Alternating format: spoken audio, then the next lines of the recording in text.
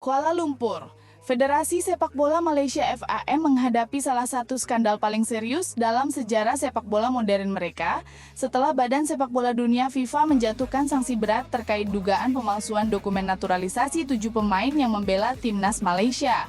Kasus yang menggembarkan ini tidak hanya mencoreng citra Harimau Malaya di kancah internasional, tetapi juga memicu perdebatan sengit mengenai integritas proses naturalisasi di tubuh FAM. Di tengah badai kecaman publik dan sorotan media, Sekretaris Jenderal FAM Datuk Nur Asman Rahman tampil ke hadapan publik dengan pernyataan yang mengalihkan fokus tanggung jawab. Ia secara eksplisit menunjuk kepada kesalahan teknis dalam proses penyerahan dokumen yang dilakukan oleh staf administrasi FAM sebagai biang keladi di balik sanksi yang dijatuhkan FIFA. Pernyataan Nur Asman ini yang disampaikannya segera setelah keputusan Komite Disiplin FIFA diumumkan merupakan pengakuan resmi pertama dari FAM mengenai adanya kelalaian internal. Meskipun mengakui kesalahan, FAM tetap bersikukuh bahwa intinya ketujuh pemain yang terlibat yakni Gabriel Filipe Aroca, Facundo Thomas Garces, Rodrigo Julian Holgado, Emmanuel Javier Machuca, Joao Vitor Brando Figueiredo, John Irazabal Iraurgi dan Hector Alexandro Hevel Serrano adalah warga negara Malaysia yang sah dan proses naturalisasi mereka telah mengikuti koridor hukum Malaysia. Detail sanksi FIFA, denda fantastis dan larangan bermain 12 bulan. Sanksi dari FIFA ini yang merupakan respon atas pelanggaran pasal 22 Kode Disiplin FIFA tentang pemalsuan dokumen memiliki implikasi finansial dan operasional yang sangat besar. Denda untuk FAM, Federasi Sepak Bola Malaysia dijatuhi denda sebesar 350.000 franc Swiss, jumlah yang setara dengan kurang lebih 7,3 miliar hingga 7,8 miliar rupiah, tergantung kurs mata uang saat sanksi dijatuhkan. Denda sebesar ini menunjukkan keseriusan FIFA dalam menilai pelanggaran yang dilakukan FAM sebagai entitas yang bertanggung jawab atas pengajuan dokumen. Sanksi terhadap pemain, ketujuh pemain yang terlibat tidak hanya didenda sebesar 2.000 CHF atau sekitar 41-42 juta rupiah per orang, tetapi yang jauh lebih merugikan adalah sanksi larangan beraktivitas di seluruh kegiatan yang berhubungan dengan sepak bola selama 12 bulan. Larangan bermain selama 1 tahun penuh ini praktis membekukan karir para pemain tersebut, baik di level klub maupun tim nasional. Di antara 7 nama yang disangsi, terdapat pemain-pemain penting yang telah menjadi tulang punggung timnas Malaysia, seperti Facundo Garces, yang dikenal sebagai salah satu pemain Malaysia yang pernah mencicipi pengalaman di La Liga Spanyol.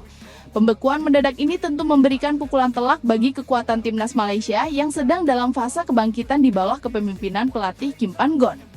FAM melalui Nur Asman menegaskan bahwa kesalahan yang terjadi hanyalah bersifat administrasi dan teknis, bukan sebuah niat jahat untuk memalsukan dokumen inti kewarganegaraan. Namun bagi FIFA, entitas yang memegang teguh prinsip integritas dalam olahraga, kesalahan teknis sekecil apapun dalam penyerahan berkas yang krusial untuk menentukan kelayakan bermain atau eligibility, dianggap sebagai pelanggaran serius terutama jika melibatkan ketidaksesuaian data yang mengarah pada manipulasi.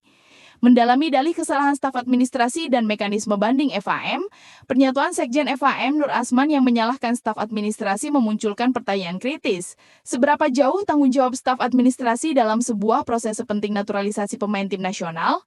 Secara hierarki, staf administrasi bertugas mengumpulkan, memverifikasi awal dan mengajukan berkas ke badan pengatur. Dalam hal ini FIFA. Kesalahan teknis misalnya dapat berupa kurangnya satu dokumen pendukung, ketidaksesuaian format tanggal lahir atau kekeliruan dalam penerjemahan dokumen hukum. Jika kesalahan tersebut memang murni bersifat teknis, bukan manipulasi substansial, FAM mungkin memiliki celah dalam proses banding mereka. Namun di mata FIFA, setiap dokumen yang diserahkan oleh federasi harus melalui verifikasi berlapis di tingkat pimpinan. Tuduhan FIFA bahwa FAM melanggar pasal 22 FDC, pemalsuan dokumen ini, menyiratkan bahwa masalahnya lebih dalam daripada sekedar salah ketik. Pasal ini biasanya diterapkan ketika ada indikasi manipulasi yang disengaja dilakukan untuk mengelabui otoritas terkait kelayakan pemain, misalnya terkait klaim hubungan darah atau masa tinggal minimum. FAM telah mengumumkan akan menempuh jalur banding resmi, namun mereka menunggu salinan lengkap putusan dari Komite Disiplin FIFA. Datuk Nur Asman menegaskan bahwa proses banding ini akan dilakukan sesuai dengan prosedur hukum yang berlaku di FIFA dan Pengadilan Arbitrase Olahraga atau CAS jika diperlukan. Langkah banding ini didukung penuh oleh pemerintah Malaysia. Menteri Muda dan Olahraga Malaysia, Hannah Yaweh, menyatakan bahwa upaya banding FAM adalah prioritas utama pemerintah, mengingat dampak kasus ini tidak hanya menimpa 7 pemain, tetapi juga moral dan reputasi seluruh tim nasional. Inti konflik kewarganegaraan versus kelayakan bermain FIFA. Poin sentral yang selalu ditekankan oleh FAM adalah bahwa para pemain heritage yang terlibat adalah warga negara Malaysia yang sah. Ini adalah garis pertahanan utama FAM. Namun skandal ini menunjukkan adanya kesenjangan fundamental antara hukum negara kewarganegaraan dan regulasi olahraga internasional kelayakan bermain atau eligibility FIFA.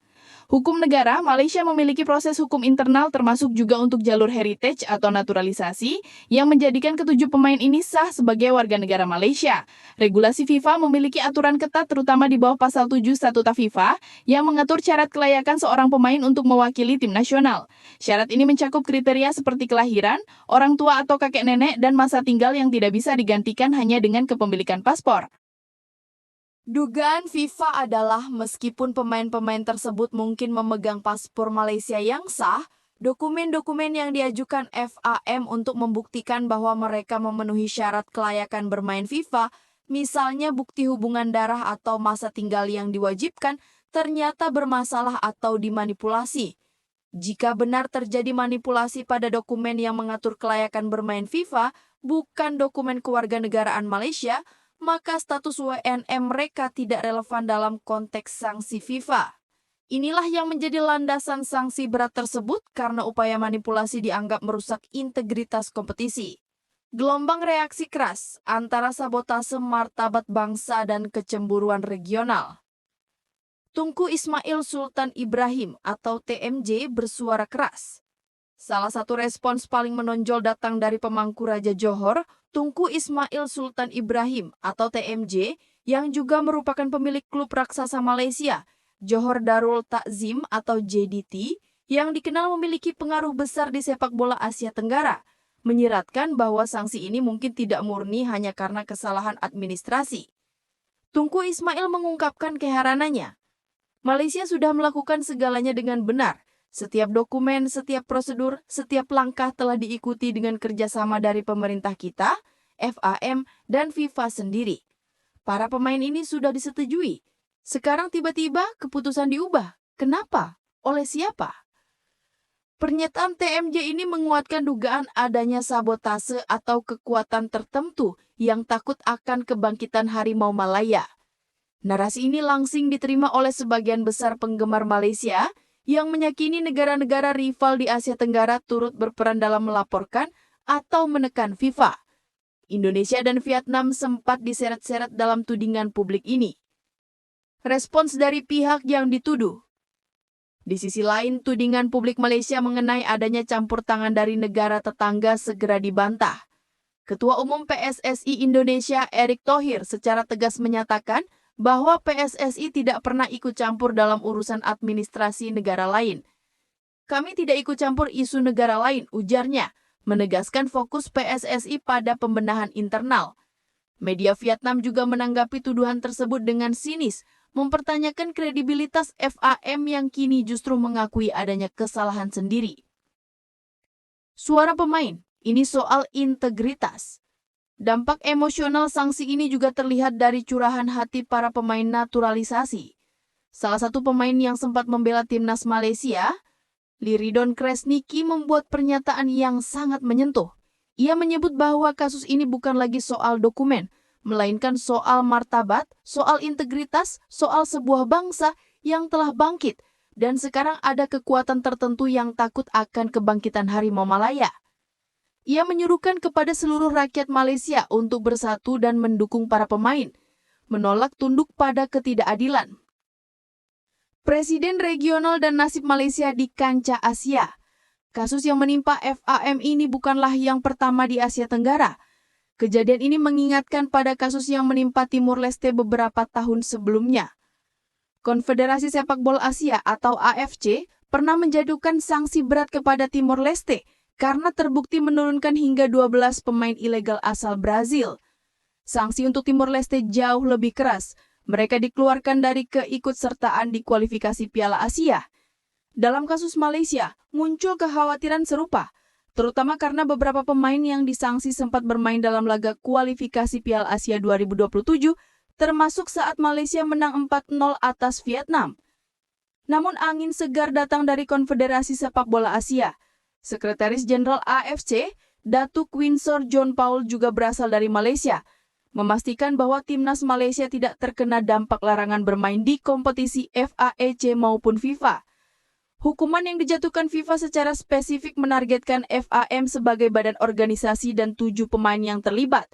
Ini berarti Harimau Malaya tetap bisa melanjutkan perjuangan mereka di kualifikasi Piala Asia dan Piala Dunia. Namun demikian, larangan 12 bulan bagi 7 pemain Pilal tetap merupakan kerugian besar.